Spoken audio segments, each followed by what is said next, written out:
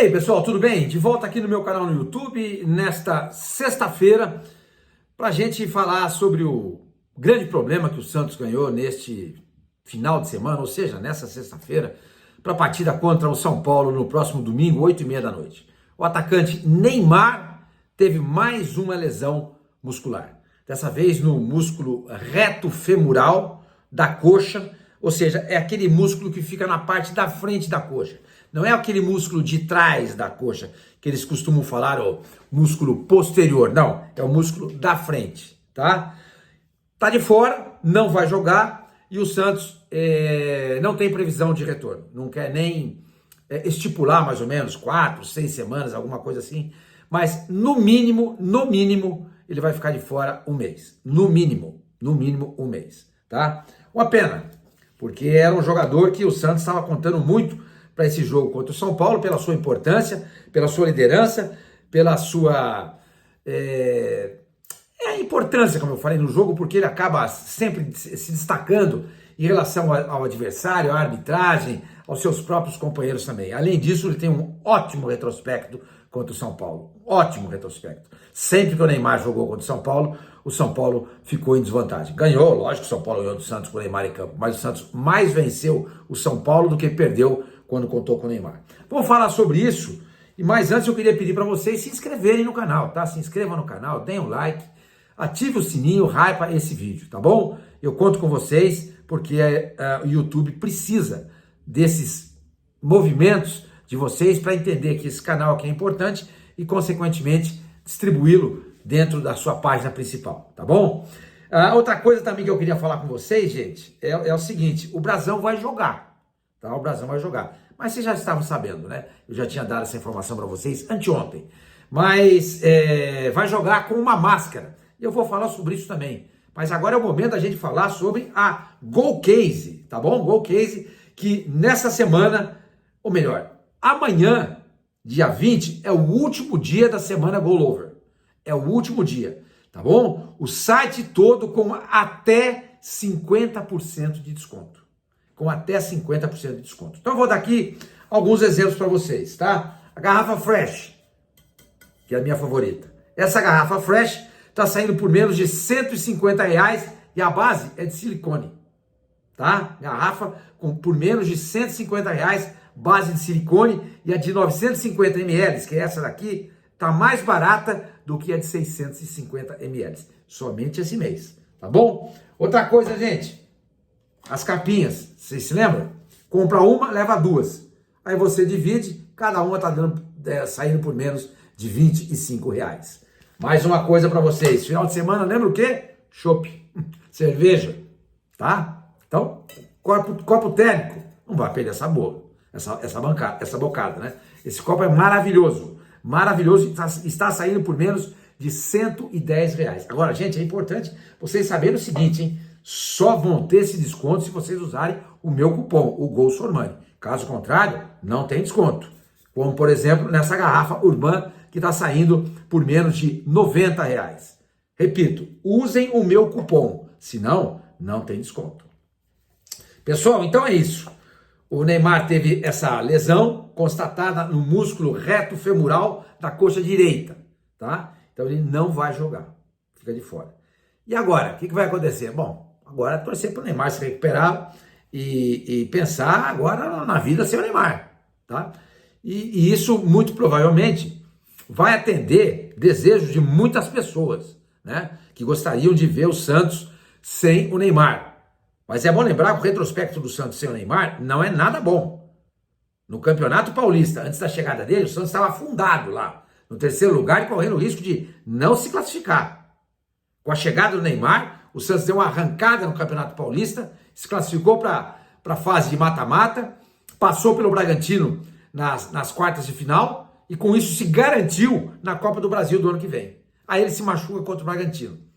O Santos pega o Corinthians e perde e é eliminado. No Campeonato Brasileiro, o Santos só tem uma vitória sem o Neymar. Uma só. Foram aqueles 3-2 que o Santos aplicou no Fortaleza, fora de casa, no Castelão. Teve até aquele gol do Roleiser, que ele chuta a bola, bate na trave, volta, bate na cabeça do goleiro e entra. e o juiz acabou dando o gol pro goleiro, quando eu acho que deveria ter dado pro Roleza. Então, o retrospecto do Santos sem o Neymar não é bom. Não é bom. Não se fie só no jogo passado, quando de fato o Neymar não jogou nada bem contra o Atlético. Ele foi muito mal mesmo. Mas foi a única partida das 21 que ele disputou com a camisa do Santos que ele jogou mal. Na minha opinião, né? Na minha opinião, lógico. Se quem pensa diferente tem todo o direito de achar e se manifestar aqui nessa tribuna. E para mim essa foi a única partida. As demais 20 partidas que ele disputou com a camisa do Santos, para mim ele foi bem. Os números são bons? Não. Poderiam ser muito melhores. Até porque nós estamos falando do Neymar. Nós não estamos falando de qualquer jogador. Ao todo, nesses 21 jogos, foram 6 gols e 3 assistências. Nesse Campeonato Brasileiro, só 3 gols, nenhuma assistência. Nenhuma assistência.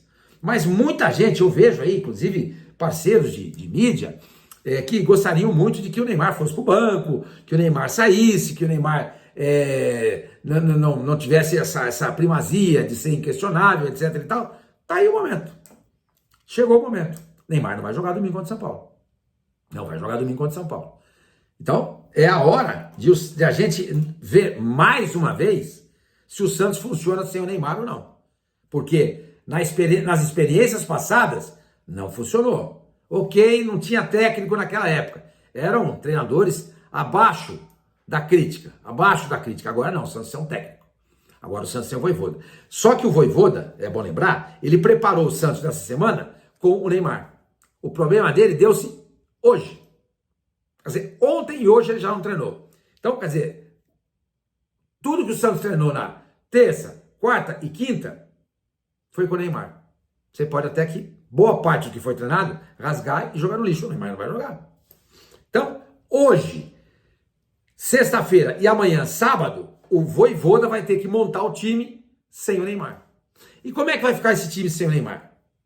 Como é que vai ficar esse time sem o Neymar? Olha, é o seguinte. O Santos pode jogar com o Roleiser no lugar dele. Foi treinado assim hoje, com o Roleiser. E foi treinado também com o Vitor Hugo no meio e o Barreal aberto na ponta. Essas foram as duas opções usadas pelo técnico Vojvoda, pelo que eu apurei no treino de hoje. O treino foi só na parte da manhã.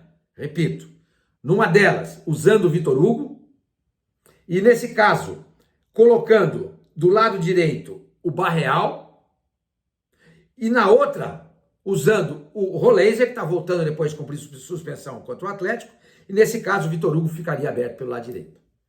Tá? São essas duas possibilidades. Amanhã, mais um treino, e aí o Vojvoda provavelmente vai tirar a sua dúvida. Não vai ter mais. Pô, vamos ver aqui. O que vai ser? Vai ser esse o jogador. Tá? E ele também treinou o time com outras duas modificações.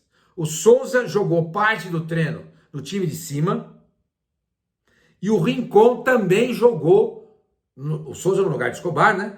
E o Rincon também jogou como titular parte do treinamento no lugar de Schmidt. Mas eu acho que essas duas modificações, mais para movimentar, para ter uma ideia, se algum jogador tiver problema, etc e tal, eu acho que ele não vai tirar nem o Escobar e nem o Schmidt. Eu acho que o time, aqui é um achismo, não é informação. A informação que eu dei para vocês é Vitor Hugo e Roleiser treinaram no lugar do Neymar hoje. O Souza treinou a parte dos trabalhos no lugar do Escobar. E o Rincon jogou no lugar do Schmidt em outra parte do treinamento. Isso foi o que eu apurei. Mas o que eu acho que vai acontecer no próximo domingo? O Santos deve jogar com Brazão, Mike, vou falar sobre o Brazão daqui a pouco. Brazão, Mike, Frias, Luan Pérez, eu botei LP aqui, eu fiquei com o Luiz Pereira na cabeça. Então vamos lá de novo, gente. Brazão, Mike, Frias, Luan Pérez e Escobar. Schmidt, Zé Rafael, Vitor Hugo, Roleiser e Guilherme, e lá na frente o Lautaro Dias. Eu acho que esse vai ser o time do Santos para enfrentar o São Paulo no próximo domingo. Tá bom? Mike não, Brazão. Por que o Brazão vai jogar? Porque o Brazão fez uma máscara especial numa clínica chamada Maxilgard, que é especialista em protetores faciais esportivos. Tá? Vocês estão vendo aí a foto do Neymar, perdão, do Brazão, com o médico dessa clínica, e veja que ele está segurando na mão esquerda, ele está segurando ali a máscara. Dê uma olhadinha ali, tá vendo? Está segurando a máscara que ele vai usar, entendeu? E essa mesma clínica já fez uma máscara pro Tassiano. Lembra que o Tassiano jogou algumas partidas nesse ano com a máscara? Dá uma olhadinha aí, tá vendo? Vocês estão vendo aí. Vocês estão vendo aí o Tassiano. Então essa mesma clínica também já atendeu, e atendeu também jogadores da base do Santos. Da base do Santos.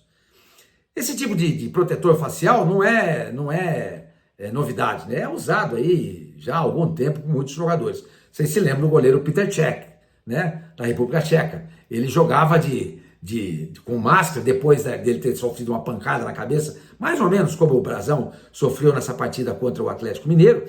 Depois ele se adaptou tanto com a máscara que ele não tirou mais.